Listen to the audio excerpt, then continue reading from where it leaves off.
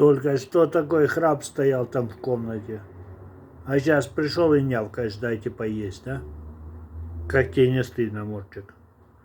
Мне просто интересно, а как ты себя вел, пока я был под действием препаратов, а?